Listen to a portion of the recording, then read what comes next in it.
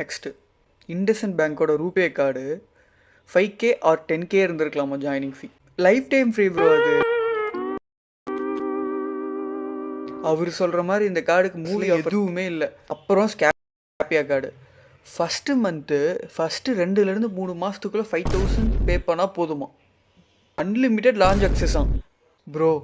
மாதம் 15K spend பண்ணால் தான் ப்ரோ கிடைக்கும். அது விசா நெட்ஒர்க்னா கூட 10K ஸ்பெண்ட் பண்ணும் ப்ரோ. ஆனாலும் லைஃப் டைம் ஃப்ரீ கார்டுக்கு 0 ஃபாரெக்ஸ் ஃபீ தரதுனால இந்த கார்டு ஒர்த்து தான்.